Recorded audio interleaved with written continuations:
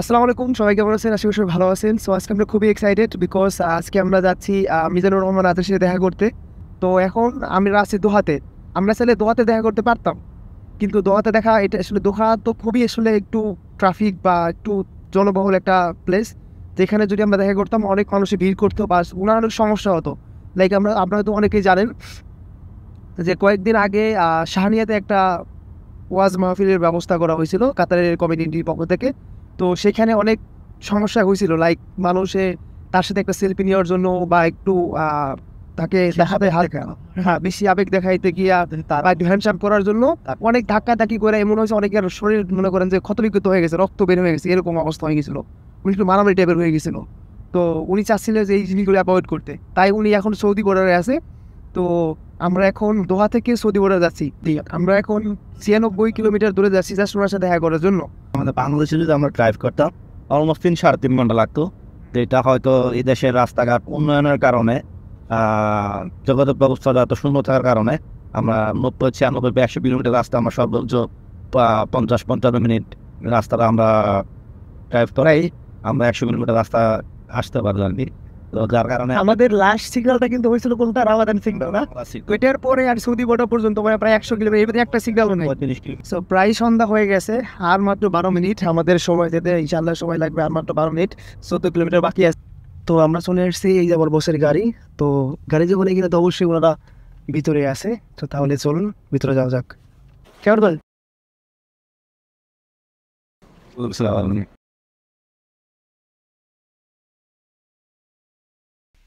আমাদের আস্তে আস্তে মাগরিব হয়ে গেছে। তো মাগরিবের আগে আমাদের সময় হয়ে গেছে।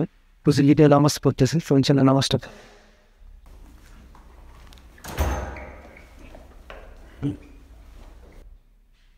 নামাজ পড়ে একটু বের পেলাম। তো হুজুর বলছেন আমাদের সামনে আছে, এখন আমাদের সাথে দেখা করতে যাবো। খুব ভালো লাগছে দেখা করে। আমাদের লাখই শুক্রিয়া দিয়ে সময় দিচ্ছে আপনার সাথে দেখা করার জন্য। আমি যদি কোনদিন পথ ভুলে যাই, হাত ছানি দিয়ে কাছে নিও, মমতার বন্ধনে আমায় বেঁধে সব ভুল ক্ষমা করে দিও। আমি যদি কোনদিন পথ ভুলে যাই, হাত ছানি দিয়ে কাছে নিও, মমতার বন্ধনে আমায় বেঁধে সব ভুল ক্ষমা করে দিও। চিল্লায় পড়তে হবে আমিন। ইহদিনাস সিরাতাল মুস্তাকিম। আল্লাহ আপনি আমারে সরল সঠিক পথ দেখান। আল্লাহ আপনি আমারে সোজা পথ দেখান, কোনো বাঁকা পথে আমাকে নিয়েন না। বিশ্বনবী খেজুরের ডাল ভেঙে মরুভূমিতে একটা ডাক দিলেন সোজা, বললেন এটা সিরাতুল মুস্তাকিমের পথ। ডিসাইড করতে হবে আমরা সবাই এখানে ডিনার সর ওকে করুন। আমরা কানা সাধন ভাই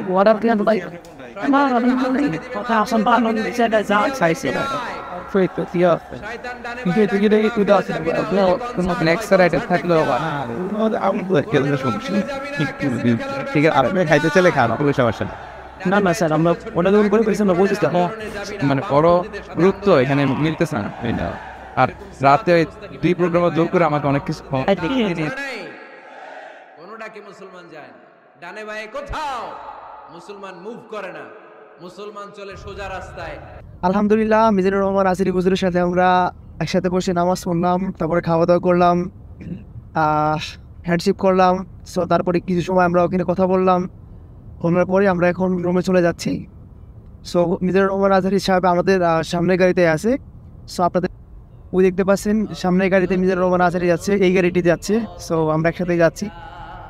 আমাদের সামনের গাড়িতে মিজানুর রহমান আজহারি, তার গাড়িতে আরেকটা আমাদেরই মানুষ সব। সো আমরা এখন চলে যাচ্ছি। তো guys, thank you for watching this video. তো আজকের ভিডিওটা এই পর্যন্তই। নেক্সট টাইম ইনশাআল্লাহ আবার দেখা হবে নতুন একটা ভালো ভিডিও নিয়ে। তো এই সময় পর্যন্ত ভালো থাকবেন, নিজের খেয়াল রাখবেন। টেক কেয়ার, আল্লাহ হাফেজ। কোনদিন পথ ভুলে যাই, হাত ছানি দিয়ে কাছে নিও।